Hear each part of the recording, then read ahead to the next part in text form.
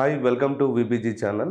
ఆంధ్రప్రదేశ్ రాజకీయాల్లో గంటా శ్రీనివాసరావు తెలుగుదేశం సీనియర్ మాజీ మంత్రి పార్టీ అధినేత చంద్రబాబు చేతిలో ఘోర అవమానం పాలైనట్టు వార్తలు వచ్చాయి. వివరాలు ఏమిటో తెలుసుకుందాం. శివన్ కుమార్ సార్, గంటా శ్రీనివాసరావు గారిని చంద్రబాబు నాయుడు గారు చాలా భరించరాని పదాలతో మాట్లాడి అవమానించినట్టుగా వార్తలు వచ్చాయి. ఏంటిది అసలు వివరాలు ఏంటి అని?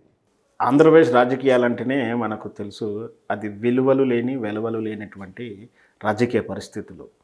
విమర్శించినా కూడా దిగజారి విమర్శిస్తారు, ప్రవర్తించినా కూడా అంతకన్నా ఎక్కువ దిగజారి ప్రవర్తిస్తూ ఉంటారు. ఈ మధ్యకాలంలో తరచూ ఎక్కువైపోయింది. ముఖ్యంగా ఈ సోషల్ మీడియా అడ్డం పెట్టుకొని కూడా ట్రోలింగ్ చేయడం, రకరకాలైనటువంటి విమర్శలు చేయడం, లేని వార్తలను క్రియేట్ చేయడం, ఇవన్నీ చూస్తూనే ఉన్నాం. గంటా శ్రీనివాసరావు గారు విశాఖపట్నం భీమిలీ కాన్స్టిట్యూషన్ నుంచి ఎమ్మెల్యేగా పోటీ చేసి గెలిచిన విషయం మనందరికీ తెలిసింది.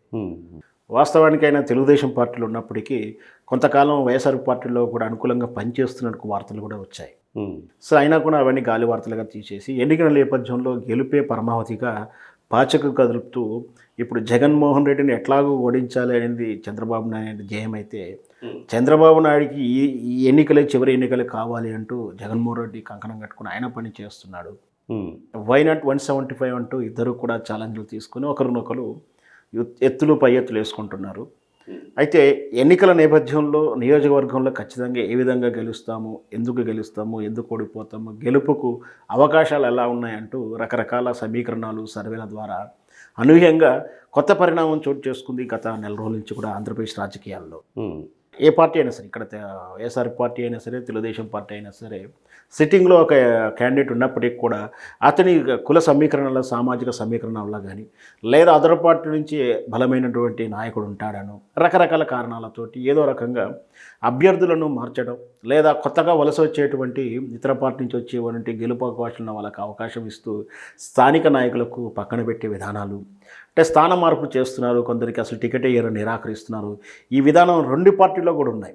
అయితే ఈ మొదటి దశలో ఇలా వినిపించిన వార్తలు రెండో దశకు వస్తారికే తెలుగుదేశం పార్టీలో టికెట్ ఇవ్వకపోతే మళ్ళీ వాళ్ళు వైఎస్ఆర్ పార్టీలు వెళ్ళడం, వైఎస్ఆర్ పార్టీ టికెట్ ఇవ్వకుంటే మళ్ళీ తెలుగుదేశంలోకి వాళ్ళు వస్తున్నారు.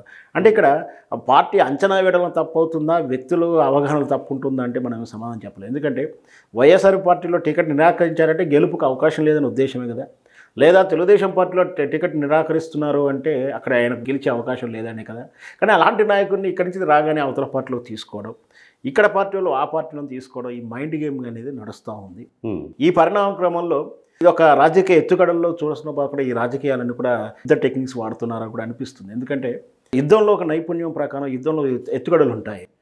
రాజును కొట్టకుండా రాజు పక్కన ఉండేటువంటి బలమైన స్థానాలు కొట్టుకుంటూ వెళ్ళాలనేది యుద్ధ నీతి. అది అంటే రాజు కోట మీద డైరెక్ట్ దాడి చేయలేకుండా రాజు చుట్టూ ఉన్నటువంటి మంత్రులను లేదా బలమైనటువంటి స్థావరాల మీద దాడి చేస్తూ అదొక యుద్ధ నీతి. అలాగే వైఎస్ఆర్ పార్టీ ప్రధాన నాయకుని మీద మనం గెలిపిస్తాం కాకుండా అక్కడ ముఖ్యమైనటువంటి మంత్రివర్గాల మీద, మంత్రుల క్యాండిడేట్ మీద వాళ్ళని ఓడగొడితే ఆత్మస్థైర్యం దెబ్బతింటుంది అనేది రాజకీయ ఎత్తుగడలో భాగంగా వస్తుంది ఇప్పుడు.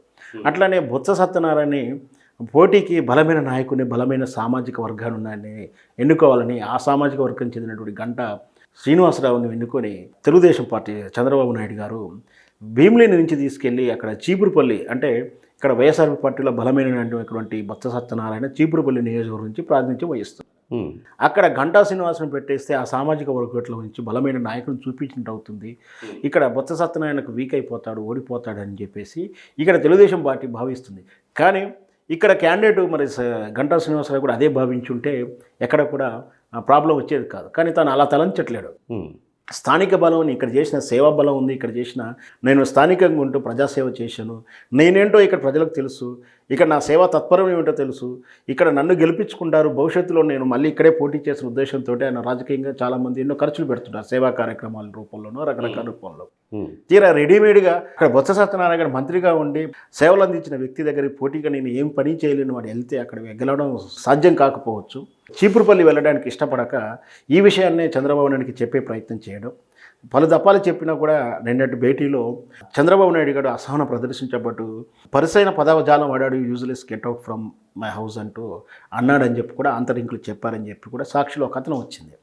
సో అనంది రాయకపోవచ్చు వరకు అంటే కూడా మరి వీళ్ళకి ఎలా సమాచారం వచ్చిందో, మొత్తం మీద ఏ పదాలు వాడాడో, ఎంత అవమానించాడో, కానీ నువ్వు చీపురు పిల్లను ఖచ్చితంగా పోటీ చేయాలా, అదర్వైజ్ నాకు అక్కర్లేదని దూరంలోనే మాట్లాడడం, ఇతను ఏదైతే సలహాలు సూచనలు చెప్తున్నా కన్సల్ట్ చేయకపోవడం, స్థానిక నాయకుడు మీ అభిప్రాయాలను కన్సిడర్ చేయకపోవడం అనేది అధిష్టాన పార్టీ అధ్యక్షునికి ఆయనకి అవమానంగా భావించాడు గంటా శ్రీనివాసరావు.